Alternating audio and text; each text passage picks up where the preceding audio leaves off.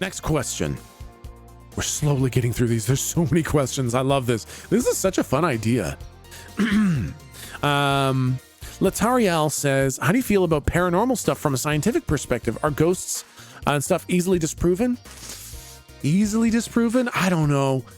Ghosts and stuff. And it's such an interesting question. Science to disprove ghosts. It's more that they're difficult to prove, right?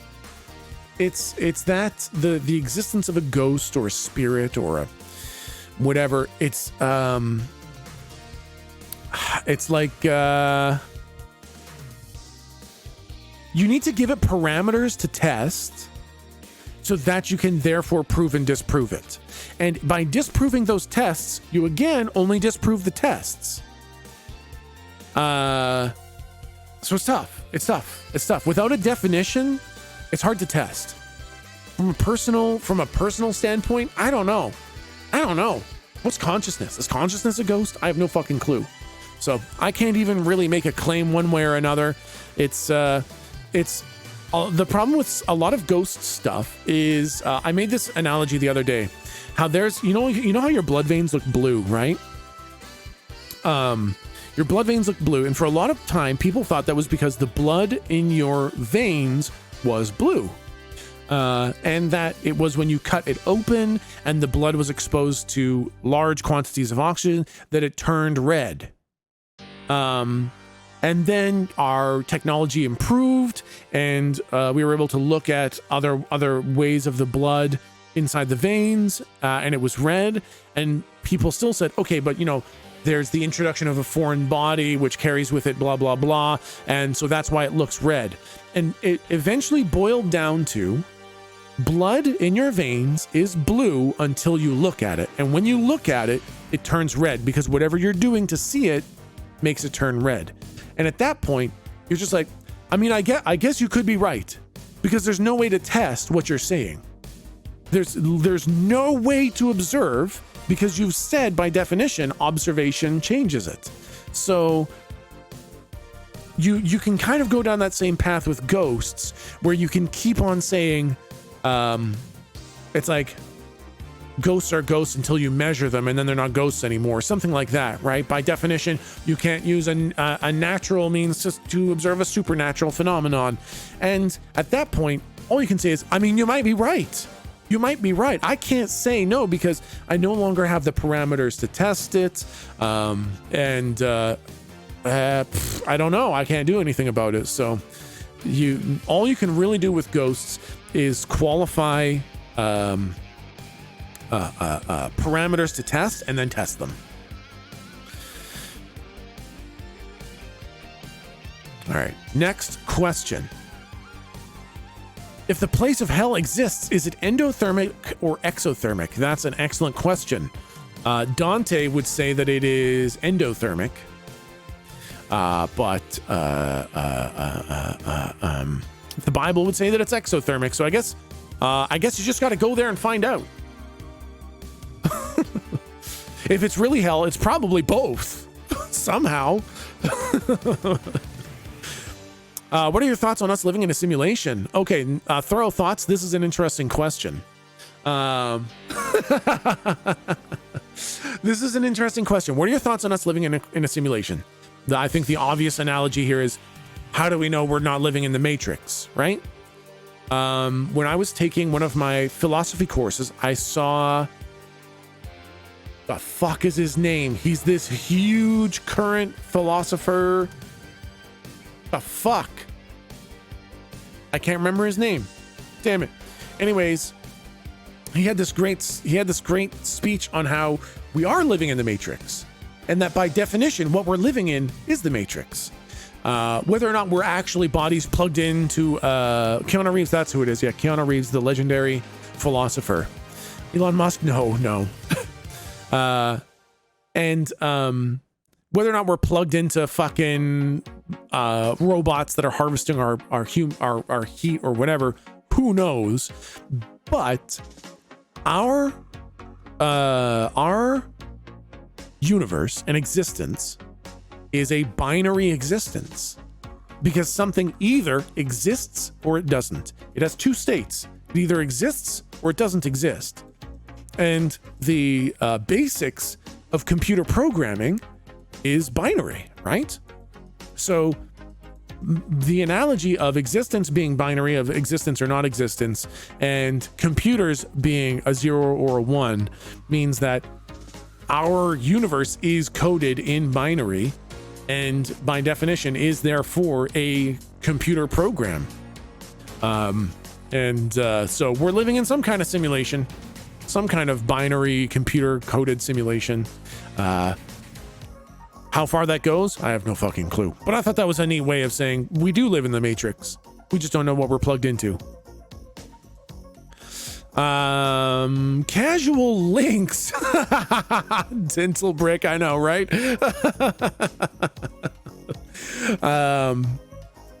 Casual links with the question: gravity is the curvature of space, not a force. Technically, everything is curved because space-time is curved. Gravity is the curvature of space, not a force. That's string theory, though, isn't it? Because the thing is, gravity's still a big mystery. People are still looking for a theory that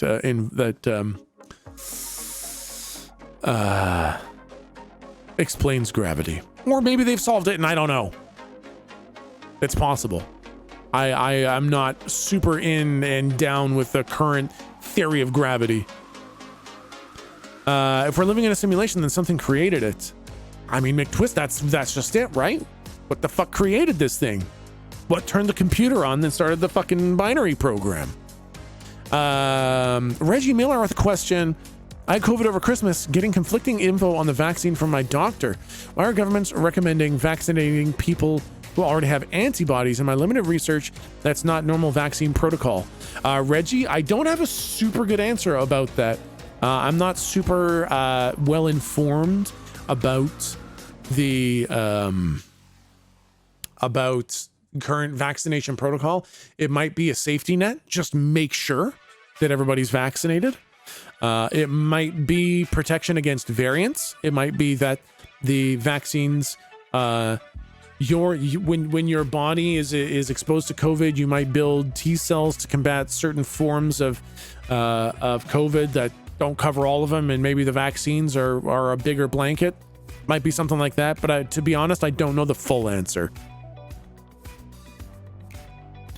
Wonder Boy, why do you think accents are a thing? Why do people in certain areas of the world say things differently? Is it aliens? Is it the water? I think it has to do with general mouth shapes that are made when speaking native language.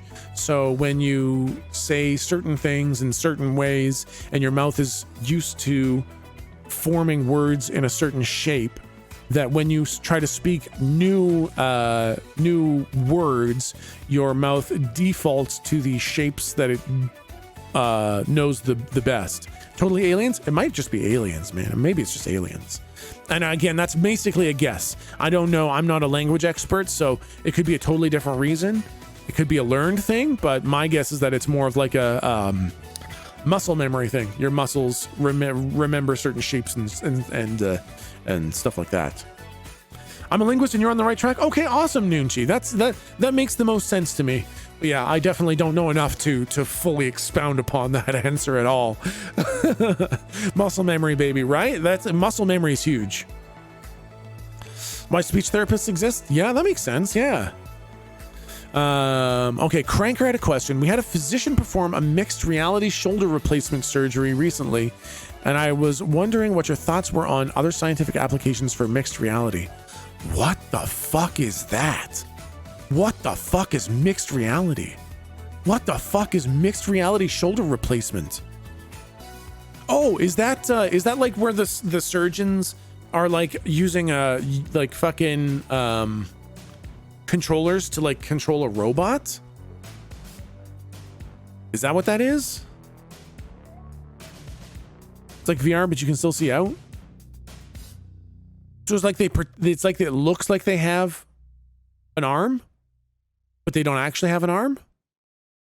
So they have a fake arm that you can't actually grab things with, but it just looks like it's there.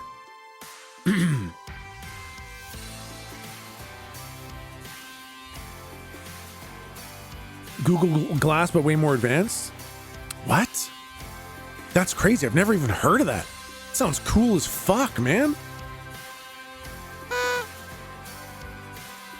Hand surgeon I worked with did mixed reality. It helped save so many people's dexterity. What?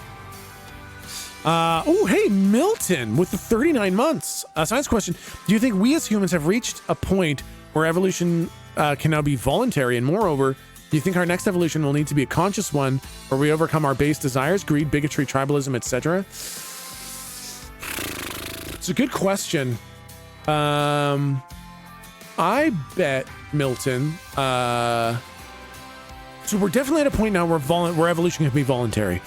Evolution, right, is social, is pressures from the environment that guide development, right? It's over generations and generations, but because we're self-aware enough, we can choose to some degree what we will support and choose to promote. That being said, right now, money is the big decider. That's the big fucking succeeder.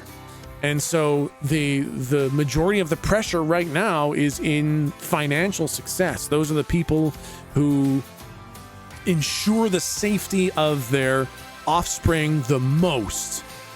So we can choose to a degree, and we can try to overcome the financial success, the financial pressures with mass social pressures. So we can guide it to a degree as a collective. But I think there are still going to be some that we don't have control over. Like, think of the water levels rising, right? Water levels rise 2 meters, and all the people living on the coast, which is a huge proportion of the world, go homeless. Their survivability goes way down, and suddenly there's this massive evolutionary pressure against with the fucking combinations of things that made people live on coasts, and whatever it was that made people not live on coasts is suddenly applied a pressure for they'll have more successful offspring. So there's some things that we can't control, like water levels rising, but because we're self-aware, we can guide it to a degree. We get to choose a little bit what we want to have succeed to a degree. Again, the big money, big succeeders, people who get to choose whose offspring get to be the most protected and most successful, that one's really hard to fucking overcome, but we do get to choose it to a degree. And I think in order to fucking have a more successful population, we're going to need to apply that. I think if we continue down the current road, oh my goodness. I think if we continue down the current road, we're going to have a really hard time because it's literally just successful of the most greedy, the most financially secure, microcosms of people, and that's going to be fucking tough. My goodness, $10 from Metallica. I know with metals you can't have something highly durable and highly strong hard. Do you think that could ever change? I ask because I'm curious about the possibility of there ever being adamantium where metal is durable and strong / hard. You know, I'm not really familiar with a lot of the inorganic chemistries. Oh my god, I'm on some serious sparkle spinach, so I'm gonna have a whole sit down. Awesome, Milton, sounds good. Enjoy all the science nonsense for a little while. Let's just have a little sit down and listen to all the fucking fucking science shit. So I most of my chemistry is in organic chemistry, so the science of carbon-based chemistry. That being said, the inorganic stuff, the metals and shit like that, I don't know about the whole hardness durability thing. I would like to believe that when we break it down to the raw physical, raw physics of bonding chemicals or bonding compounds and atoms, I bet you we can get there. I bet you, Metallica. It might not be anytime soon, but I think when we get down to the raw physical manipulation of atoms, I bet you we can make adamantium, man.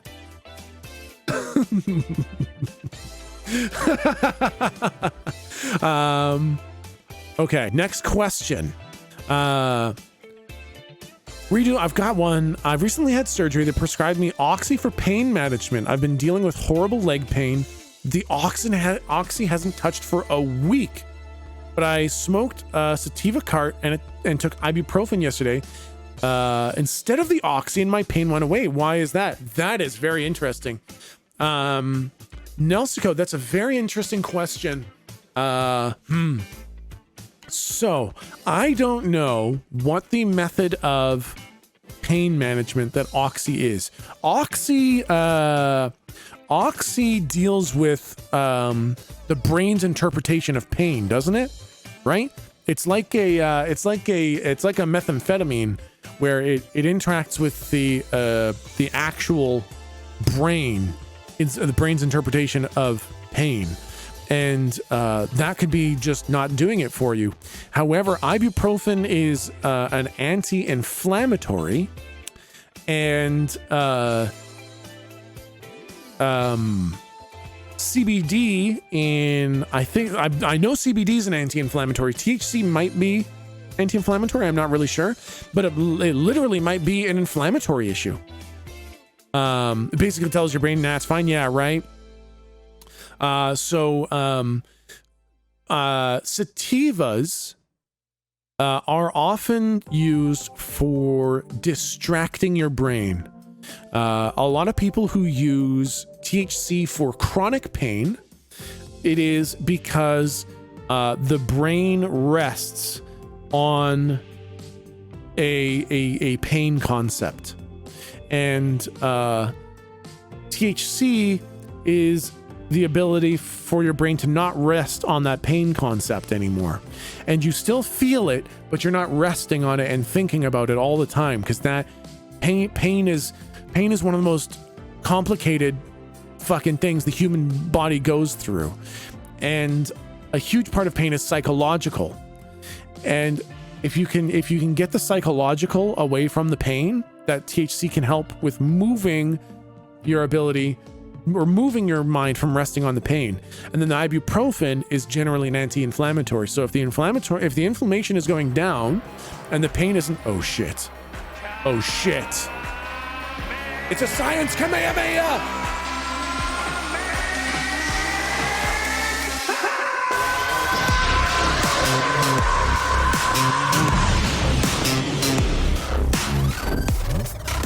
Holy shit. Mohi, thank you for the giant tier 3 for 39 fucking months, man. Thank you very much, Mohi. Really appreciate that. So yeah, I think the ibuprofen might be dealing with the inflammation, which I don't think Oxy manages at all. And then the THC is probably able to move your brain away from the pain. And if there's CBD or other terpenes in there that also help with the inflammation, I think beta caryophyllene helps with inflammation, and linalool, and there's all kinds of terpenes that can help with inflammation. It might be a combination of the ibuprofen and the anti-inflammatory properties in cannabis, as well as THC moving it away from the concept of pain. Terpenes help, really? Absolutely. Yep. Terpenes absolutely have physiological effects in you, which is why, again, it's when you're looking at the effect of cannabis, it has to do with way more than just the THC and CBD in there. Okay, let's see. Next is from Cypher Denicht. Wow, we got so many questions. Why? I'm going to try to get through these today. So if you're on a shoreline and watch a boat go the completely opposite way of you, you slowly see it go away, right? However, if you use binoculars, telescope, doesn't matter. It reappears again just further away. Why is that? Earth is flat. Nodders. Confirmed, Cypher. Confirmed. Agreed. If it was fucking round, all the water would spill off. Ciaria saying, is a quesadilla just a grilled cheese flatbread? No, absolutely not. That is a massive scientific fallacy. The effect of grilling a cheese with a flatbread does not make it a grilled cheese flatbread. How dare you bring that kind of nonsense here? Dabiniki. Why does the 8D musical technique elicit such different reactions in people than regular musical techniques? Oh my God. Dabiniki? I don't even know what the fuck that is. What the hell is 8D? You guys are too smart for me. I don't know what that is. If I had to guess, I would say social and cultural training. I would love to see it have the same effect on people raised in different cultures. 8D chess? I would love to see its effect on different cultures, and that would help us know, does it interact with our hindbrain, or does it interact with our fucking trained brain? And I'd love to know the difference. My goodness. Rosen Dust Woman with the Prime for 2 months. Thank you so much for that. And Flying Chef with the 5-month resub. Just popped in before my first vaccine appointment to say good morning. Hey, good morning. Congratulations on the vaccine. Next is science a religion with Nick with beer? It shouldn't be. It shouldn't be. Okay, I'll say this. No, it isn't. However, some people treat it like that. So no, science is not a religion, but some people unfortunately treat it like that. And so the answer is yes and no, because some people treat science like a fucking religion. Yeah. Could be interpreted as a religion. Some people do. Some people do. It's not good. Shouldn't be done, but some people do, which is a bummer. What kind of energy does an unlit match have? Potential energy, I think. Cypher Denick says, how come we don't see werewolves during the day when we can see full moons during the day? They're very stealthy. It's a little known fact, but werewolves have a passive +10 to stealth rolls. So generally you don't see them because literally they can roll like 2s and 3s all day, and our passive perception, right, just isn't quite enough, man. Even if you're trying to see them, it's hard. It's hard. They got good fucking stealth rolls, man.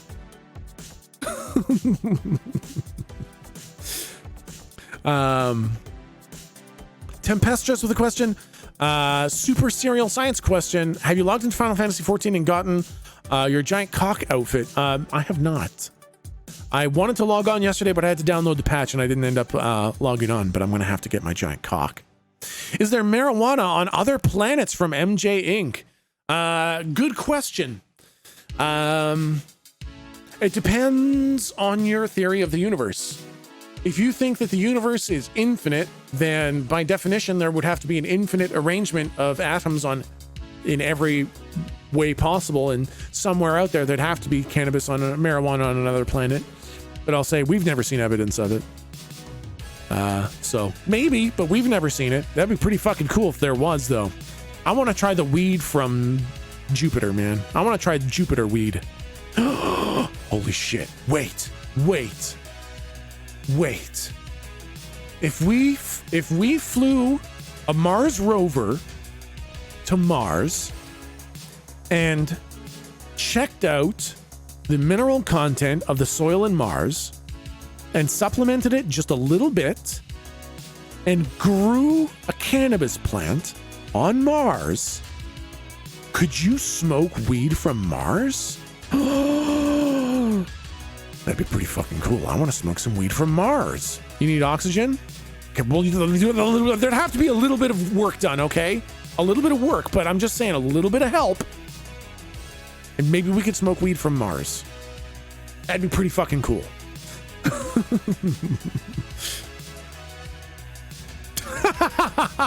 MJ says, I ain't going to space unless I know I could get my supply. That's fair. That's fair. Voided Cat with 100 bits says, worth it. Worth it, right? Who would win in a fight, Bill Nye or Don Herbert, Mr. Wizard? Probably Bill Nye. Bill Nye seems like he's got the kind of wiry, sinuous strength. Also, he's done a lot of dangerous shit. So I feel like he's ready for anything. I want to try Mars weed. Okay, I like that. The serpent. I like that. If you put stoners on Mars, that shit would be terraformed in a week? Yes, true. Hello, my dear. Hi, science guy. Hello. We're doing science. Hi, science guy. We're doing science. Science time. We got a lot of science questions. Oh, good. So we've been answering questions basically all day. And then this is how many questions we have left. Oh my gosh. That's awesome. We've got a lot of science questions. When you get through the questions, are you going to switch to games? I think we're going to be doing questions all day. Wow, you have so many questions. I know. I think we got questions all day. That's awesome. Yeah. I've come to bother you. Good. It's nice. I usually can't hug you in a lab coat. I know. On account of I'll die. Exactly. On account of it's dangerous. Yes. This is all clean. This is a new lab coat. This is a new lab coat. It's all safe. It's all right. Hi, everybody. Look at all the Kaylee ayayas and kekus. Yeah, Keku for real. Thanks for letting me have X-Smith yesterday, everybody. We had a very nice day. We had a very nice day. Yeah. Yeah, good bike ride. I went for a bike ride, watched some movies. What's up, Goose? Important science question. How's Kaylee so amazing? It's actually scientifically undefinable. I think it's magic. Oh, that's nice. Proof of magic. Oh, man. Kaylee can have everything and anything. It's true. Wow. Yes, she can. Wow. Thanks. Does Kaylee have any science questions? I know we kind of talk about them as they come up. I know exactly. Yeah. Science questions. I know. I kind of just answer your science questions as they come up. I know. I just sort of say things. Exactly. Yeah. Yeah. I never hold back on the science questions. Let's see. Can I find a question for you to answer? Yeah, let's answer. Well, no, but I would love to be here when you answer one. Favorite science-related book? Ooh. Fiction or nonfiction? Science-related book. I just Annihilation is fun. Is that the book that has all they're growing plants out of their bodies and stuff? That's yeah. Annihilation. I actually should really read that. I know. I really love Ender's Game, but Orson Scott Card and me are nemesis. Yeah. He doesn't know, but if I ever see him, I'll punch him right in the face. How dare you make me like your book? Yeah, exactly. God, I love the Ender's Game whole series. Oh, The Expanse we gotta read. Yeah, we do have to read The Expanse. That would be really good. Yeah. Yeah, exactly. You guys know. Yeah, exactly. Yeah, everybody agrees. Yeah. Hate See, that guy. my favorite science book that I've never read but want to read. Oh, yes. It's the book with Ice 9 in it.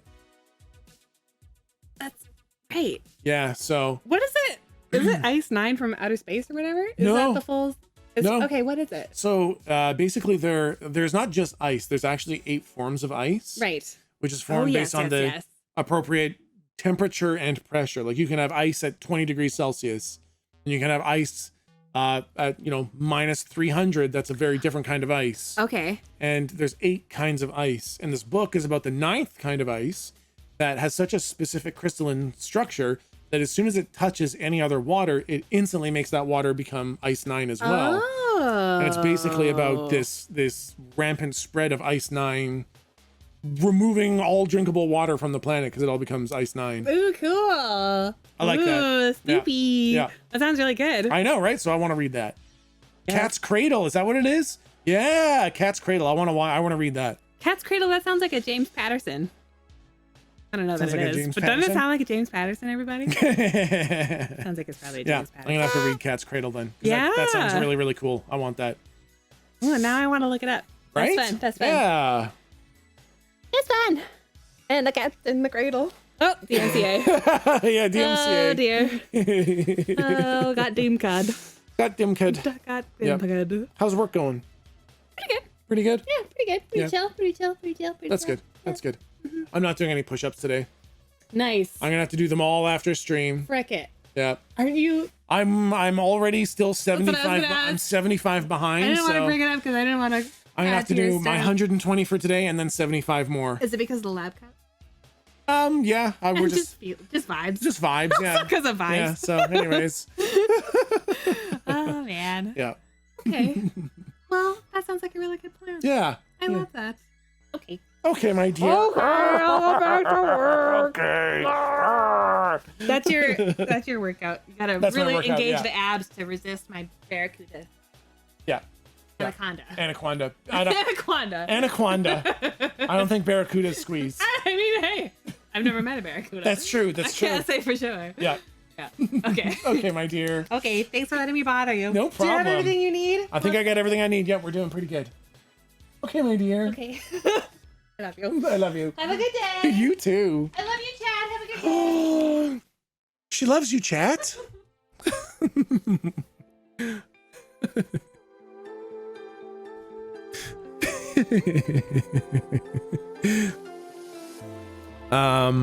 Mr. Giggles had a 14-month resub, and a Temazuko gifted that sub to Morgan86. Thank you so much. Okay, what else do we got? Jurassic Park is much better than the movie, which is saying a lot because the movie's amazing. Very interesting. Are you doing push-ups on the code? No, we're not doing push-ups today. I'm gonna have to do them afterwards, but I'm 75 behind our goal, so I'm gonna have to do 195 push-ups today, and I'm not excited about that at all. This is why we all love Kaylee. She's so awesome. She is so awesome. You two are so fucking cute, it's disgusting. My therapist said the same thing when I was talking about me and Kaylee. She said we were like, what was it, like sickeningly functional or something like that. Okay.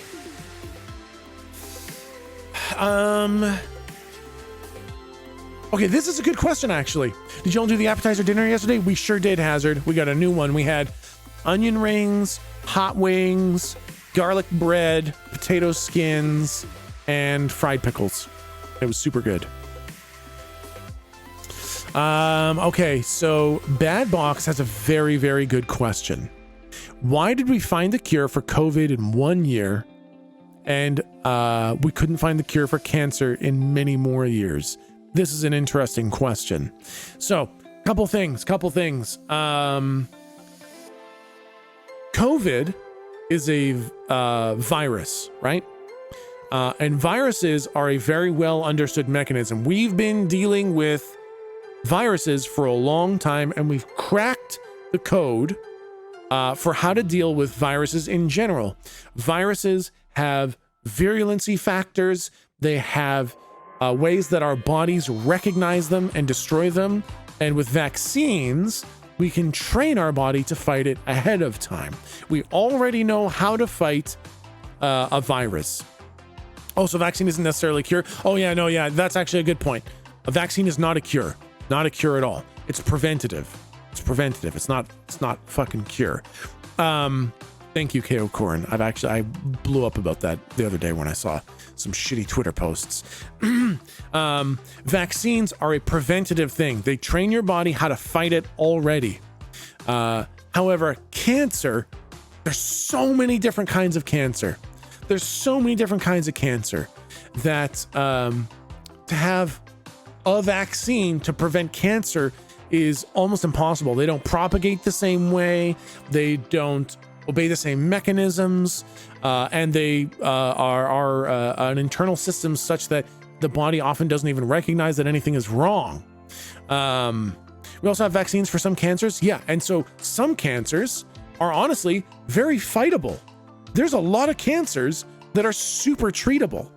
So we have cured a lot of cancers in terms of if you catch it early enough and you fight it properly enough, we can deal with it. There's other cancers like fucking pancreatic cancer that we've been raising money for, where we can't detect it early enough and we can't fight it properly because of the way it propagates itself. So simple answer, they're very, very, very different things. They're completely different monsters. They operate in different ways. COVID is one example of one type of virus, and cancer is an umbrella for a lot of different kinds. So that's basically the answer there.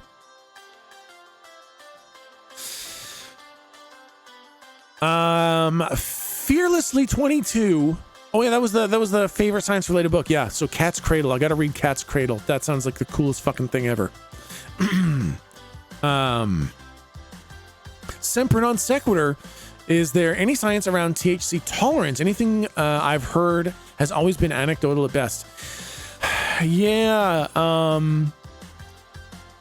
Semper Non Sequitur, this is an interesting question.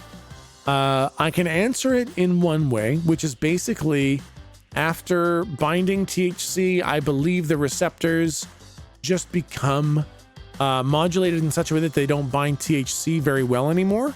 And so you need more THC to force the binding. But a more drilled down explanation of how the receptors are modulated and to what degree the modulation prevents binding, I don't have specifics on that. And I would love to know the specifics. I think it's a very, very good question.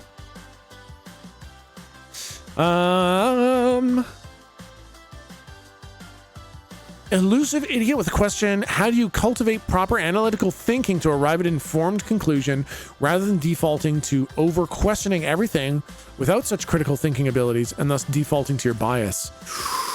Wow, what a good question. What a good question.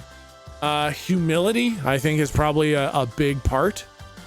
I think, and I, as well as everybody else, have a problem with wanting to be right. People want to be right. Being wrong is a bad feeling. Being wrong on a survival level means you're not surviving properly. And so everyone has this instinctive desire to not be wrong.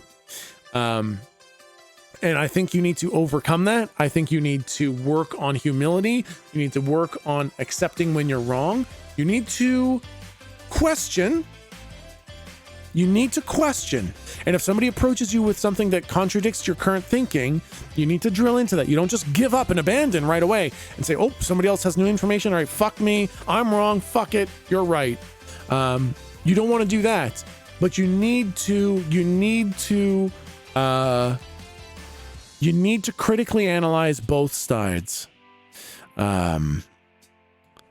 It's so difficult, and it's something that I work on too. It's so difficult to think critically, but not so critically that you abandon the process, right? It's tough. I don't have a good answer other than humility and, I guess, constant openness, because you can't just critically think about something one time, have a tough time, and give up forever. You need to chip away at your beliefs and your thinking processes, accept what you're wrong about, accept what you're right about. You're generally not totally wrong about something whole hog. You usually have aspects that are right and just need to modulate. So something like that. Good question, though. How do I make my son smart like you and Nick? From the Star Queen. First of all, I don't think we're necessarily all that smart. I think me and Milton have naturally critical minds. I think I try to think of where did it start? When did I start being critical of things? I don't know what that is. I don't know. I don't think my parents taught me that. I think it just kind of happened at some point. I don't know what did it, but and you know what? It wasn't even all that successful. It wasn't even all that successful. It's been a gradual process, because I was smart and I was critical, in university, when I still believed that cannabis was as dangerous as crystal meth. So I was already critical and thinking and questioning, and I took just big, dumb, completely false, fake ass lies and believed them completely. So it's a process, basically. It's a process. It starts small, and you just got to gradually build it. I think that's probably the only way you can teach somebody to be a critical thinker. Just have to encourage when your kids want to learn. Yeah, maybe that's it. You never stop learning. Absolutely not. And you never stop learning how to learn, right? I learn stuff all the time, but I have to continually adjust how I learn too. So learning how to learn is as important is as important as learning. Yeah. Magical Curl. What is the most ridiculous rule regulation you've heard there be in a lab, if any? Like just something they say you have to do while working in a lab that made you go, what the fuck? Or at least at first before you understood why. Let's see. The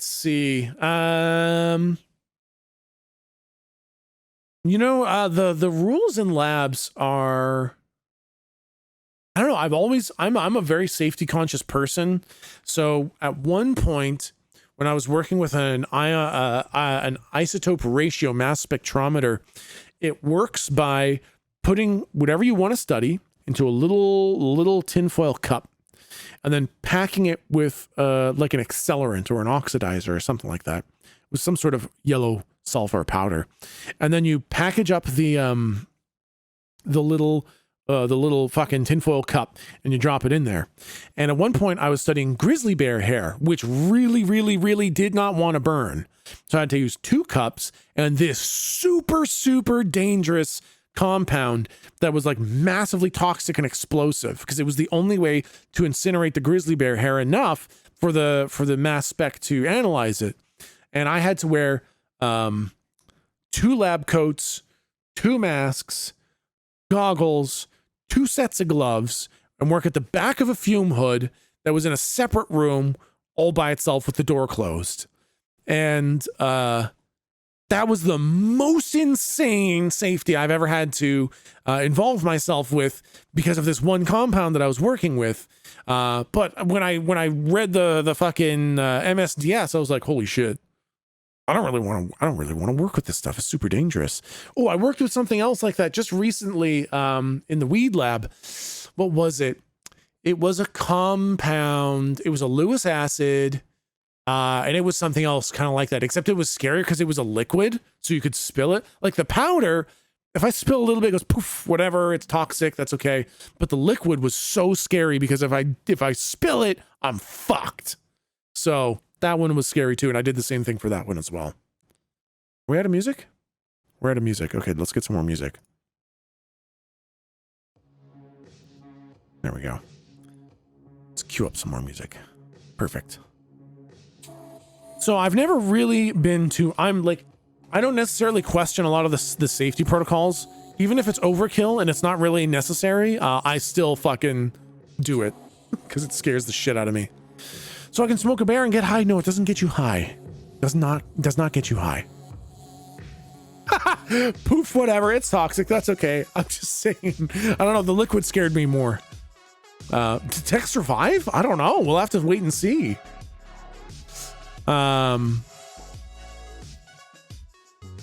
I've tried edibles before that even in half or quarter doses lay my siblings out, though they've never had any effect on me even in large doses. I've also tried smoking it numerous times before and still no effect. I'm seemingly immune. Do you know what may cause that? Lethan, I do not have a good answer for this. It is an extremely common phenomenon to the first time that you use cannabis, the first time that you consume cannabis, no effect. Nothing. Second time you consume cannabis, no effect. Third time, full normal effect. So I don't know why. I don't understand how that works. I know that it exists. I've heard anecdotes like yours, Lethan. Some people are just not affected. It might have to do with the strains. It might have to do with biology. I have no fucking clue. I wish I understood.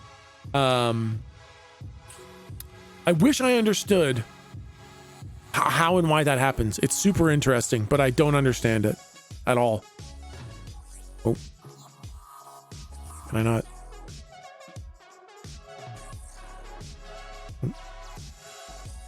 What was it? It's having some trouble. Oh, it's kind of fucked up. There we go. That's better. Yeah. So, Lethan, I wish I had a good answer. I know I've heard stories of that, but I don't know why. It just has zero effect. Where that each individual person has their own cannabis receptors, and some people have higher natural tolerances. Yeah, so you have endocannabinoids in your body. You have anandamide and 2-arachidonyl glycerol. These are the natural cannabinoids that exist in your body. So when you have, smoke weed or ingest THC in any form, the THC is very, very similar to anandamide. And so the cannabinoid receptors are actually designed for your endocannabinoids. They're built for anandamide and 2-AG. And so it probably has something to do with the distribution of the receptors because of your body's natural balance of endocannabinoids like anandamide and 2-AG kind of thing. That's probably my best guess. Is there any science on cannabis or CBD on the immune system? I'm suffering from many autoimmune disorders and wonder if medical marijuana has anything to offer me. So Pointless Casserole, CBD is an immunosuppressant. So cannabis in general is a high level immune system modulator. It absolutely has an effect on your immune system. And CBD itself is an immunosuppressant. Like, it's anti-inflammatory because inflammation is an immune response, and CBD suppresses that immune response of inflammation. It's also good for stuff like MS because MS is a white cell plaque formation. It's a white cell plaque formation that helps to degrade the myelin sheaths on neuron cells. And CBD massively brings down the production of these plaque cells. So it is an immunosuppressant when your immune system is the problem. All my autoimmune disorders are inflammation related. Yes, so CBD is a very powerful anti-inflammatory because it is an immunosuppressant. So it might help. It might help. It's very high level.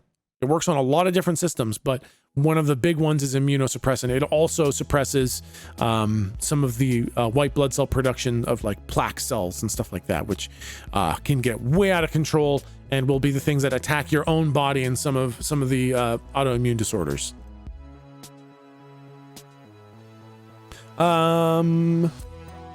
Voidacat, have you heard of cannabis hyperemesis syndrome? Yeah. Apparently, if some people use cannabis regularly, they can experience stomach issues for months and even years after stopping without any sign of underlying conditions. I don't really understand what mechanism could be at work there. Do you think it's a legitimate condition? Yes.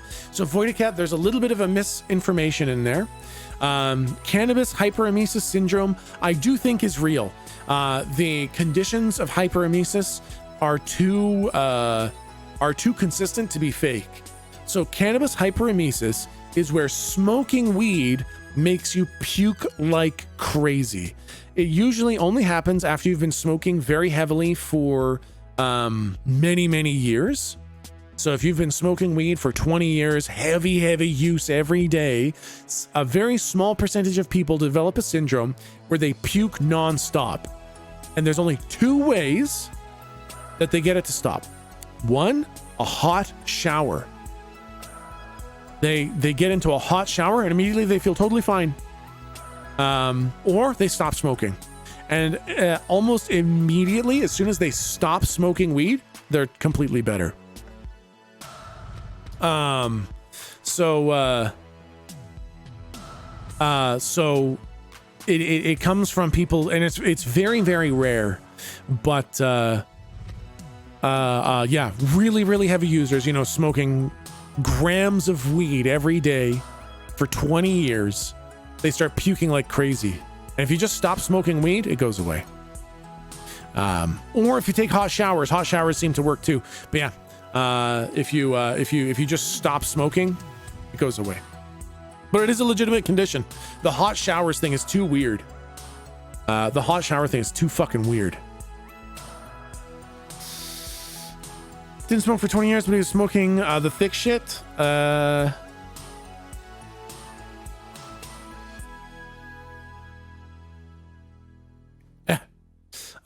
so yeah, basically it's don't smoke grams a day. Yeah, no, it's a crazy amount. It is such a massive amount of weed that you have to smoke, and then you just puke nonstop, and then you just stop smoking and it goes away. However, I will say, like Snoop Dogg levels of weed. Exactly, Semper Non Sequitur. Yeah, Snoop Dogg levels of weed. And so that's an example of how it's not a guaranteed. Think of how much Snoop Dogg smokes. He's never had hyperemesis. It's incredibly rare to get this hyperemesis syndrome. But it does exist, and the cure is to just stop smoking. And unfortunately, if you start smoking again, you'll start puking again. So it seems to be a body, like an individual thing. There's something in you that just means it's flip the switch. Because when you start doing, when you experience hyperemesis, then there's kind of no going back. If you start smoking again, you start puking again. So if you're one of the very few unlucky people with hyperemesis, then I guess fuck, basically.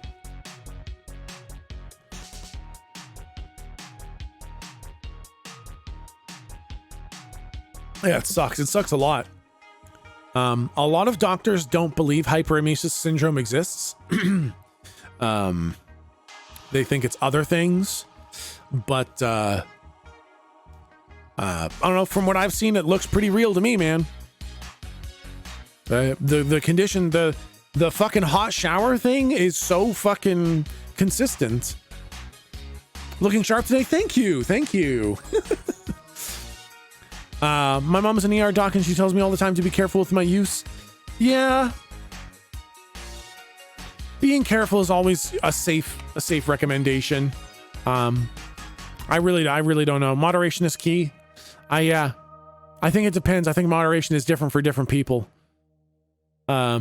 Snoop Dogg is an example of how a ton of weed all the time has no effect on his ability to be productive. But me, I know, yes, hazard, that is exactly it. It is exactly just perfect. Know your limits. Limits vary from person to person. Know your fucking limits. Exactly. Willie Nelson, yeah. Know your limits. For me, I know my limits. I know there's a certain level I hit when I just cease to be a productive person and I'm just locked on the couch. And it's a lot less than other people. So, know your limits. Understand where your limits are. Round Tupperware lid says, mushroom season is upon us. I'd love to hear your thoughts on the effects of consuming Amanita muscaria or fly agaric, where someone would consume it and be very sick, but people drinking their urine gets them high as balls. What? I have never heard of that. That is super fucking cool. So wait, somebody eats fly agaric, it's fucking toxic to them, but their urine gets you high? What? That's crazy. Oh my God. So, I mean, I can only assume that your liver and your kidney must filter out the toxic parts, and then the fucking urine contains the hallucinogens. That's insane. I've never heard of that. That's fucking insane. That's crazy. I can only think that it must be. It's like running a mushroom through a human purifier to fucking get the good stuff. Why don't you just do this in a lab? I'm sure you could do this in a lab. That's fucking insane. Oh my God. Wow. How did you end up in the cannabis industry tech? They needed an analytical chemist and they were paying a good wage, so I took it.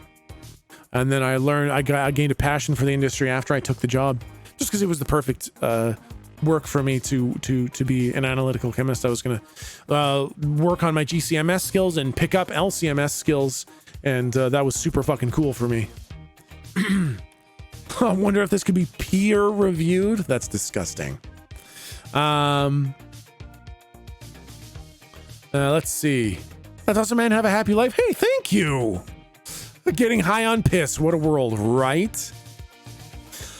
What part of genetics makes you a better slapper than Milton? Beefy milkers. Giant fucking beefy fucking milkers. Wow, this shirt does not show off the beefy milkers. It's compressing me too much. Can't really see the beefy milkers too much in my lab coat. It's like one of those compression booby compressors. Perrin Bashir says, so I've tried pot multiple times to address depression issues. For some reason, it has zero effect on me whatsoever. What the hell would do that? It really sucks. Do you mean it does not, doesn't get you high at all? Or do you mean it doesn't affect the depression? Because if it doesn't affect the depression, I mean, this is the thing. So, neither. Okay. Again, that sounds like a little bit of that thing with lecithin, right? Where for some reason it could be the strain you tried pot multiple times. It could just be that weird distribution of the internal things. However, I will say, cannabis is a tough one to manage depression with. Haven't tried edibles. Maybe, but depression is a little bit dangerous with cannabis, right? Depression happens for a lot of different reasons. There's chemical balance things that cause depression. There's psychological things. There are social things. There's so many different reasons to cause depression that you want to make sure that you're treating the right thing. I'm fed up. Yeah, so if it's a chemical balance thing, then often proper medication to balance out the actual chemicals is going to be where you're going to get your best benefit from. If it is a social thing or psychological thing, then cannabis helps a lot of people a lot of ways. However, I think that it, and I had this suggested from my therapist too, it needs to be a little bit of a two-pronged approach, right? Where cannabis can help break your destructive cycle of psychological thinking because it lets your mind not rest on it quite so much. CBD oil gummies helped actually. Okay, I have heard that. I've heard that CBD can help some people with depression quite a bit. And that is something that I know nothing about. I can't even begin to guess why and how CBD helps people with depression. I've heard it. I've heard that some people are like, it just really helps them, but I don't know the mechanism underlying that at all. It's something that I'm very interested in learning more about. So it sounds like it's more of a CBD thing for you than a THC thing. CBD gummies also help my depression. That's so fascinating to me. I want to learn more about that. That's so fucking cool. But unfortunately, I don't know much about it. So I'm so happy that you have something that can help. CBD is very, very safe in so many ways. That it's a pretty harmless compound to use. But I don't know any of the information about it. All right. Does the triple point mean that something is a solid, a liquid, and a gas all at the same time, or just shifts between each easily? So Luke the Third, there's actually these really, really fucking cool videos of water at the triple point, and it's crazy to see what it does. I wish I could pull up a video. It'd probably take me too long to find, but you can find these cool videos of water at the triple point where it's water, and then it kind of glazes over the top as a solid, then the solid bubbles and turns into a gas and then melts into a liquid, and it's kind of different parts of it are doing everything at different kind of rates and speeds, and it's so fucking cool to see. Now the thing is, we don't have the technology to keep the exact triple point perfect. When it turns into a gas, the pressure changes, right? Temperature is a factor of the speed of the molecules, and they change in speed at the different states. So to keep it at a triple point is technologically impossible for us right now. But our approximation of the triple point is super fucking cool.